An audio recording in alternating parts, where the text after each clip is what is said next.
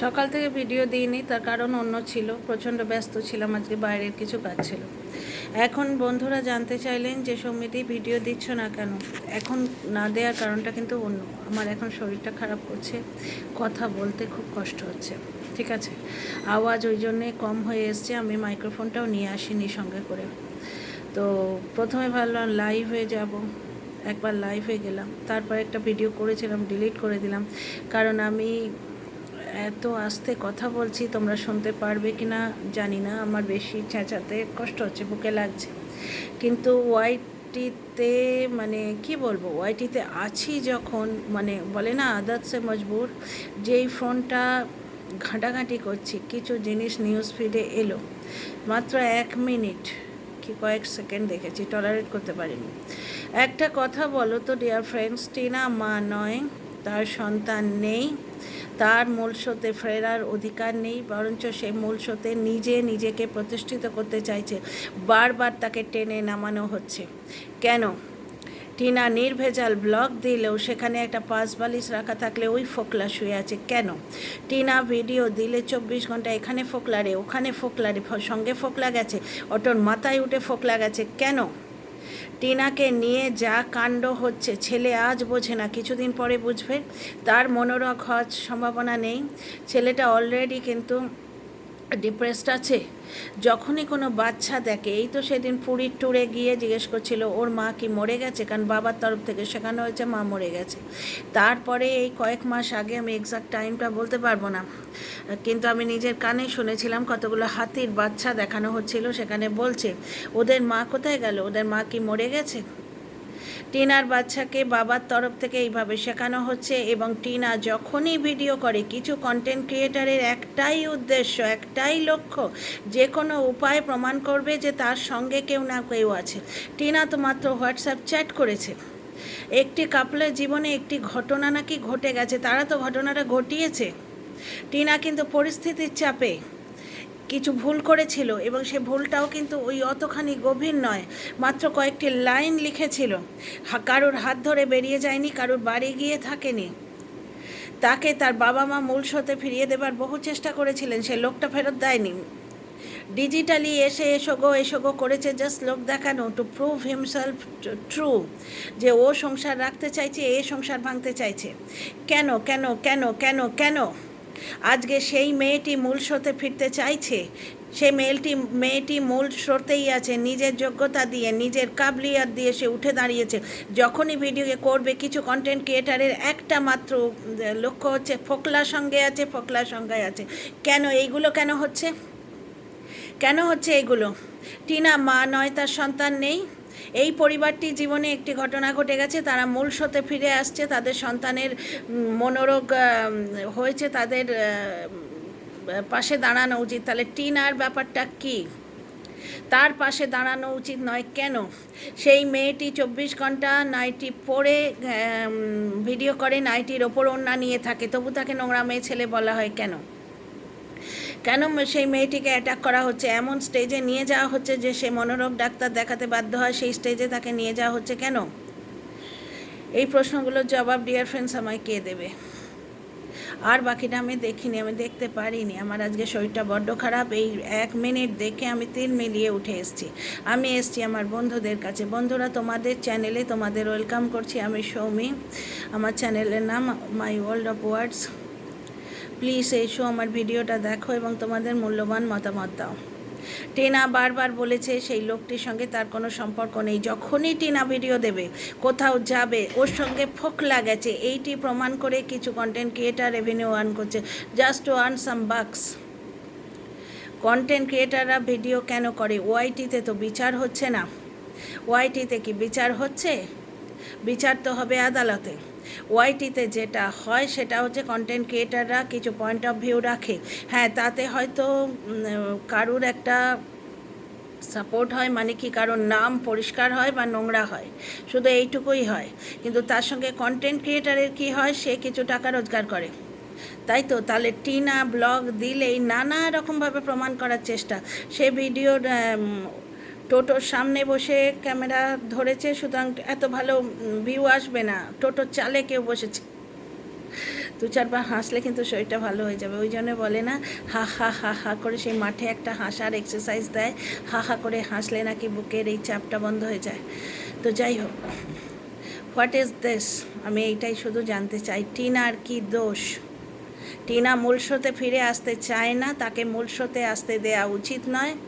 এবং আমি গ্যারেন্টি দিচ্ছি 100% ডিয়ার ফ্রেন্ডস, যারা আমার বন্ধু তারা লিখে রাখো, এই মেয়েটির চ্যানেল যখন 1 লাখ হয়ে যাবে, তখন আজকে যারা ওই ফোকলাকে খুঁজে বেড়াচ্ছে, শয়নে স্বপনে নিদ্রা জাগরণে ফোকলাকে দেখতে পাচ্ছে না, তারাই টিনার হয়ে কথা বলবে। যারা টিনাকে 1 বছর ধরে নোংরা করে কামিয়ে খেয়েছে, তারাই দেখবে টিনার হয়ে কথা বলছে। 1 লাখটা পেরোতে দাও জাস্ট কমিউনিটির লোভে।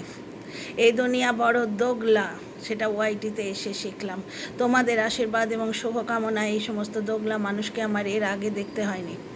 আমি একটা জিনিস বুঝতে পারছি না, টিনার সঙ্গে এই অবিচার কেন?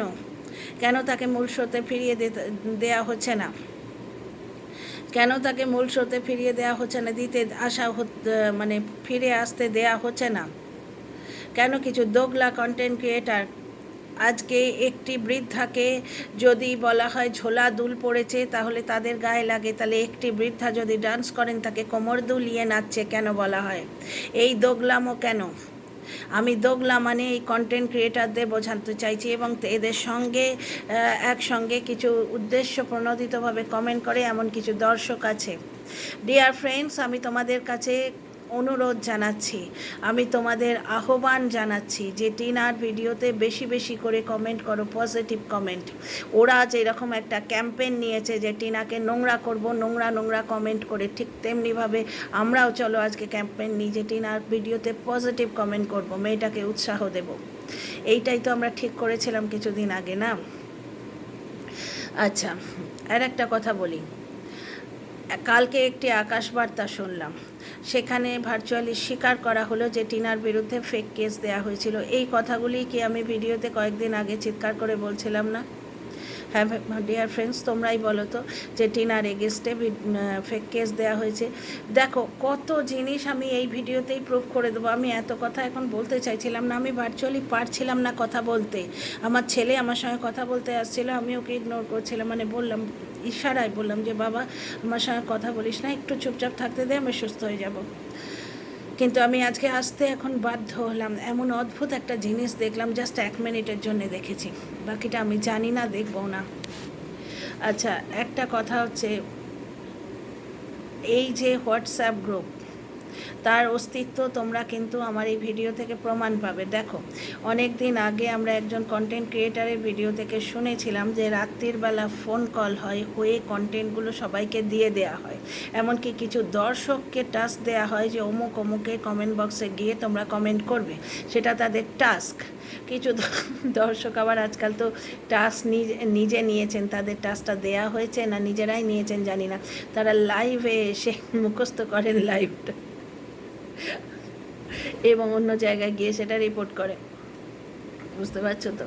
তো যাই হোক, ফিরে আসি টপিকে। এইবার একটা জিনিস দেখো, 19শে এপ্রিল করে যে ঢেঁড়াটা পেটানো হলো, তখন ইকো ট্যাপে কিন্তু দেখায়নি। তখন ইকো অ্যাপটা কিভাবে দেখতে হয়, তাতে কিভাবে জানা যায়, এতটা কিন্তু সড়গড় লোকের কাছে ছিল না। ইকো ট্যাপ সম্বন্ধে রিসেন্টলি আমরা জানতে পাচ্ছি, রিসেন্টলি সমস্ত পাবলিকও, মানে সমস্ত দর্শকবৃন্দ, দর্শক বন্ধুরাও খুব চৌকন্না হয়ে গেছেন, সবাই এখন ইকো ট্যাপটা ফলো করেন, কিন্তু কিছুদিন আগে অবধি এতটা তো ছিল না। তাহলে তখন 19শে এপ্রিল নিয়ে এত ঢিন্ডোরা পেটানো কী করে হয়েছিল? কারণ ওপক্ষ থেকে জানানো হয়েছিল যে ইকো ট্যাপে সব শেষ হয়ে যাবে, এই সরি মানে 19শে এপ্রিল সব শেষ হয়ে যাবে।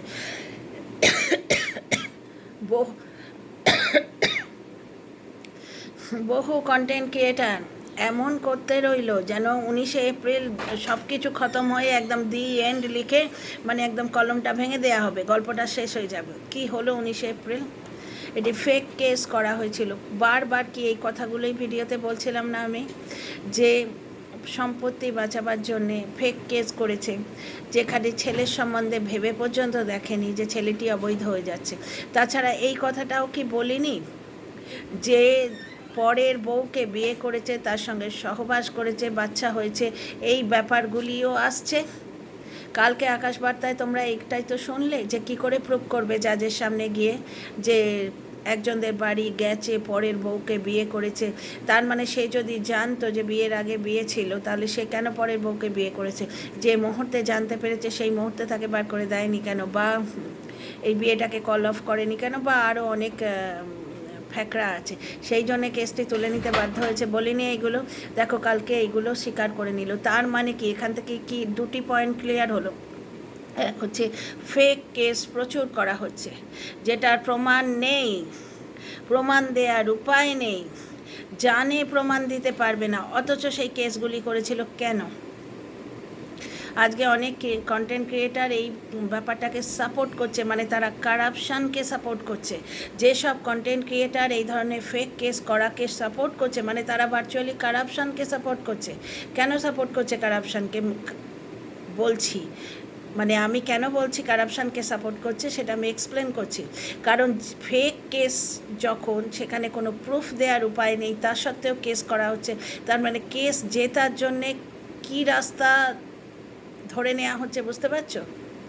এর চেয়ে বেশি ডিটেলে বলবো না, তোমরা তো অনেক বেশি বোঝো, অনেক বেশি জানো, আমার থেকেও বেশি বোঝো, আমার থেকেও বেশি জানো। समझदार के लिए इशारा ही काफ़ी है, समझ लो ডিয়ার ফ্রেন্ডস। যখন জানা যাচ্ছে যে কোনো একটি কেস প্রুফ করার কোনো উপায় নেই, আমাদের হাতে কোনো প্রমাণ নেই, কোনো সবুত নেই, কোনো প্রুফ নেই, তা সত্ত্বেও কেসটি করা হচ্ছে কিসের ভরসায়, কিসের বদৌলত, কিসের ভরসায়, বুঝতে পারছো? এইখানেই তো কারাপশান। দ্বিতীয় কথা হচ্ছে ফেক কেস করা হয়েছে, সেটাও কিন্তু স্বীকার করা হয়েছে। দ্বিতীয় কথা পুলিশের অ্যাকশান ইনঅ্যাকশানের ব্যাপারটা আসছে, এটা বেশি ডিটেলে যাব না।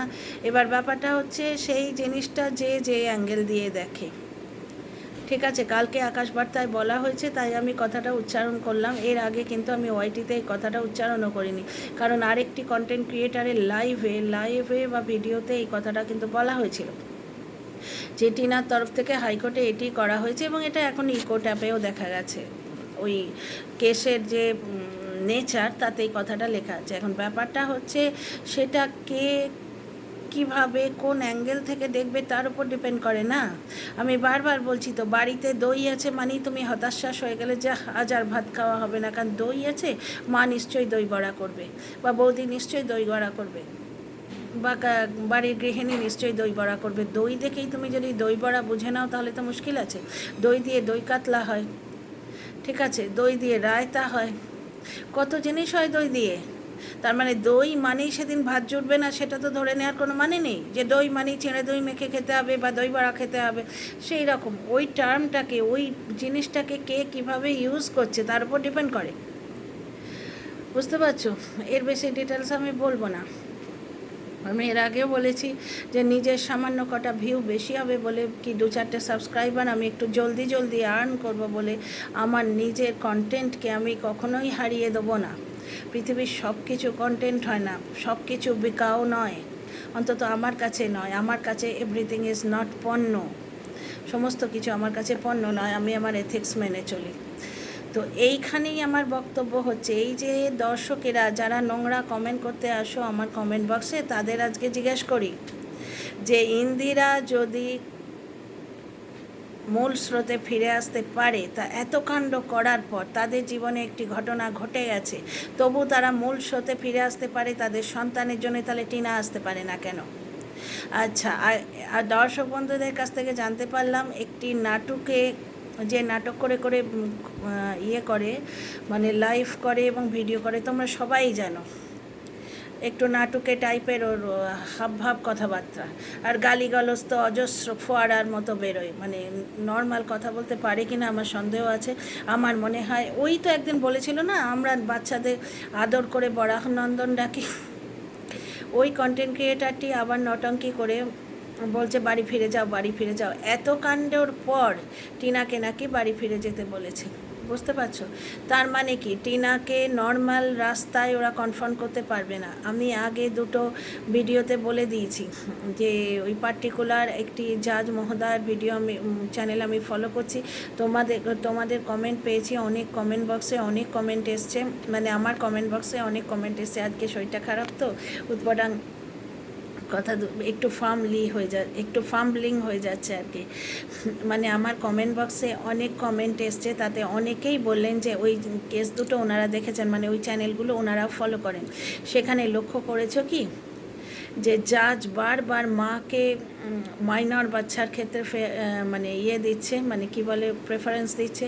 এমনকি একটি মা যেখানে বললেন যে আমি বাচ্চাকে দেয়া মানে স্কুলে দেয়া নেয়া করতে পারবো না, তা সত্ত্বেও জাজ বললেন স্কুল খুলতে কত দেরি, 7 দিন দেরি আছে শুনে ওই 7 দিনের জন্যেই বাচ্চাটিকে মার কাছে হ্যান্ডওভার করলেন।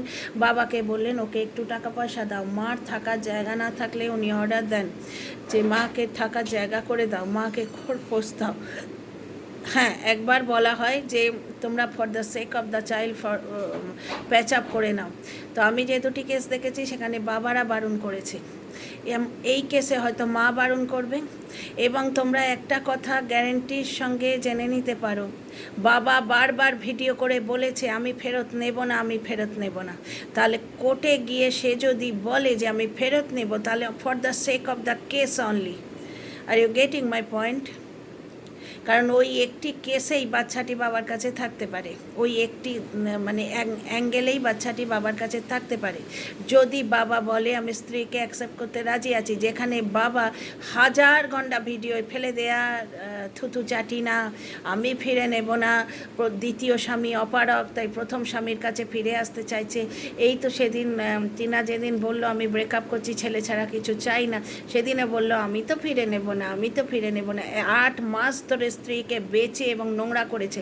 এই যে মহিলা আজকে নটঙ্কি করে বলছে যে বাবার কাছে ফিরে যাও, এই কথাটা থেকে তোমরা কি একটা বিরাট ষড়যন্ত্রের আভাস পাচ্ছ না? এই কথাটা থেকে প্রমাণিত হয়ে যাচ্ছে এরা নিজেদের মধ্যে আবার ফোনে কথা বলেছে। এরা যখন যে কন্টেন্টটা করে দেখো, সেই হুক্কা হওয়ার মতো সবাই একসঙ্গে চেঁচায় একই কথা। তোমরা খেয়াল করে দেখবে প্রত্যেকটা কন্টেন্ট ক্রিয়েটারের ভিডিওতে থাম্বনেলে ওই 19 আর 20, 20 আর 19 করে কিন্তু ওই একই টপিক, কারণ ওই একই টপিকটা ওয়াইটিতে ছড়িয়ে দেওয়া হচ্ছে। এখনও ঠিক তাই, এখন হঠাৎ করে তোমরা দেখবে প্রত্যেকেই বলতে শুরু করেছে ফিরে যাও ফিরে যাও ফিরে যাও, কারণ ওই একটি অ্যাঙ্গেল আছে বাচ্চাটিকে বাবার কাছে রাখার। বুঝতে পারছো? এই অ্যাঙ্গেলটি নেওয়া হচ্ছে এখন। এর সঙ্গে আরও কিছু জড়িত আছে, সেগুলো এখানে বলবো না। বুঝতে পারছো? আরও কিছু কী আর বলবো, মানে এত কারাপশান মানে ঠিক সহ্য হচ্ছে না। বুঝলে তো? উড়োখই গোবিন্দায় নমঃ বলে একটা কথা আছে, জানো তো? শুনেছো কি কথাটা? উড়োখই গোবিন্দায় নমঃ। একটি অত্যন্ত কৃপণ ব্রাহ্মণ একবার যাচ্ছিল রাস্তা দিয়ে, খই নিয়ে যাচ্ছিল হাতে করে। এবার প্রচণ্ড দমকা হাওয়ায় কিছু খই উড়ে গেল। তখন প্রচণ্ড কৃপণ, সে দেখলো এই খইগুলো তো নষ্ট হবে, এ কোথায় উড়ে পড়ে যাচ্ছে, আমি তো গিয়ে কুড়োতেও পাবো না। তখন সে কী করলো যে না, এত খই তো নষ্ট করা যাবে না। সে বলল গোবিন্দায় নমঃ গোবিন্দায় নমঃ, উড়োখই গোবিন্দায় নমঃ। মানে এই যে খইগুলো উড়ে যাচ্ছে সেগুলো আমি গোবিন্দের পায়ে অর্পণ করছি। মানে ওই উড়ো খইগুলো দিয়ে যদি কিছু পুণ্য কামানো যায়, সত্যিকারের খই গোবিন্দ পায়ে সে দেবে না, সেগুলো সে নিজে খাবে। বুঝতে পারছো? তো এখানে কিছুটা উড়ো খই গোবিন্দায় নমঃ হচ্ছে। মানে কোনো জিনিস নিজের হাত থেকে পড়ে গেছে বা কোনো জিনিস সে ফেলে দিতে বাধ্য হয়েছে, সেই জিনিসটি দেখানো হচ্ছে ও তো ফেলে দিয়েছে। ব্যাপারটা হচ্ছে ও ফেলে দেয়নি, ও ফেলে দিতে বাধ্য হয়েছে। এবং সেইটিকে প্রমাণ করা হচ্ছে, সেইটি দিয়ে প্রমাণ করা হচ্ছে যে না না না, সব ঠিক আছে, সব ঠিক আছে। এবং তারই প্রমাণ তোমরা এই কন্টেন্ট ক্রিয়েটারের গলায় শুনতে পাচ্ছ যে ফিরে এসো ফিরে এসো ফিরে এসো। মানে এই জিনিসটি এখন হচ্ছে এবং এই অ্যাঙ্গেলটি লাস্টে ধরা হয়েছে মাকে ছেলের থেকে বঞ্চিত করার জন্যে। তো লাস্ট কোশ্চেনটা আবার দর্শকদের কাছে এবং কন্টেন্ট ক্রিয়েটারদের কাছে, যে এত দোগলামো কেন? একটি মেয়ে তার যদি সংসারে ফিরে আসার যোগ্যতা থাকে অত কাণ্ড করার পর, তাহলে টিনার কেন মূল স্রোতে ফিরে আসার যোগ্যতা নেই? তার সন্তান নেই কি? সে মা নয় কি? তার ছেলেও তো বাচ্চা দেখলেই জিজ্ঞেস করে যে আমার বাবা মা নেই। মা বাবাকে জিজ্ঞেস করে, মায়ের কাছে তো থাকে না। এর আগে হাতির বাচ্চা দেখে বলেছিল ওর মাও কি মরে গেছে। এই পুরীতে গিয়েও কি এইরকম কিছু একটা কথা জিজ্ঞেস করেছে, ওর কি মা নেই?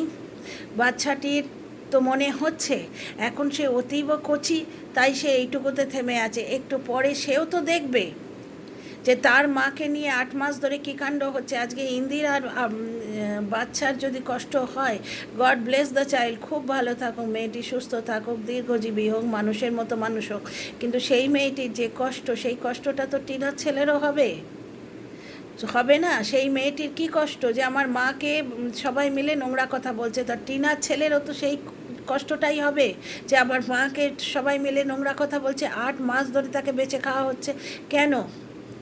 এই প্রশ্নের জবাব কি আমি পাবো?